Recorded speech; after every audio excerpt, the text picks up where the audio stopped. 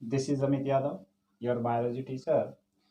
Students, last class की थी हमने, तो उसी क्लास को कंटिन्यू करते हैं और नेक्स्ट टॉपिक पर स्किप करते हैं, और वो है हमारा स्टेप्स इन्वॉल्व इन रेस्पिरेशन। हमने पढ़ा था कि ब्रीदिंग के दौरान कि कौन कौन से पाथ हैं through which gas enters in our body. अब हम देखते हैं कि कौन कौन सी स्टेप्स होती हैं जो रेस्पिरेशन के लिए ज़रूरी होती हैं।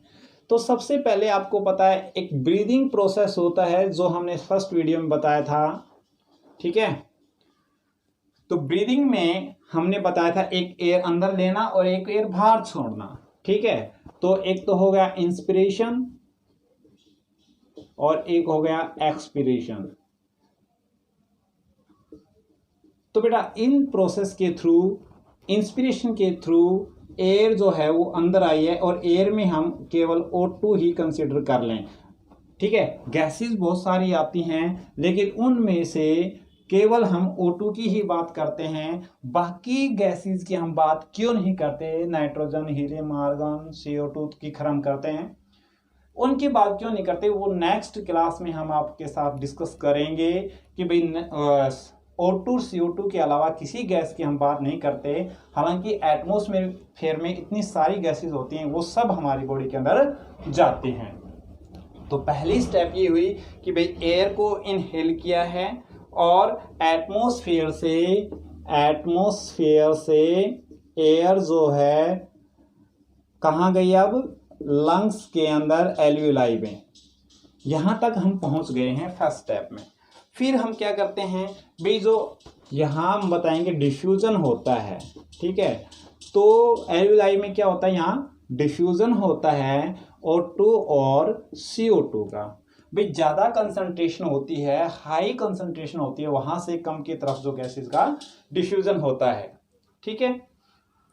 उसके बाद में जैसे ही ये डिफ्यूजन होगा तो एल्वियोलाई से ये ब्लड वेसल हम कंसीडर कर लेते हैं।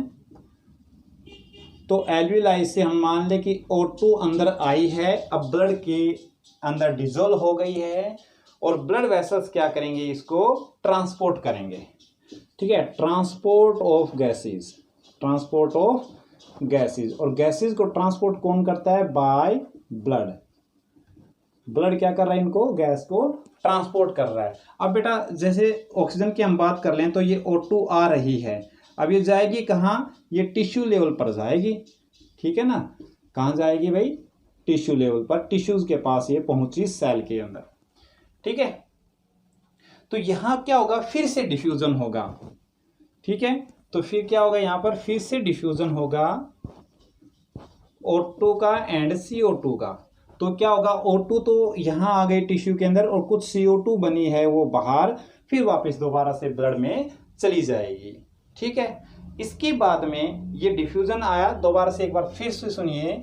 ब्रीदिंग प्रोसेस के थ्रू एयर जो है अंदर आई, एल्वियोलाई में पहुंची, एल्वियोलाई से ऑक्सीजन जो है ब्लड में आई और ब्लड से ट्रांसपोर्ट होकर के टिश्यू के पास पहुंची और वहां पर डिफ्यूजन हुआ। सेम जो CO2 यहाँ प्रोड्यूस हुई वो वापस दोबारा से ब्लड में आई और ब्लड से दोबारा से वो डिफ्यूजन हुआ प्रोसेस और आगे चला।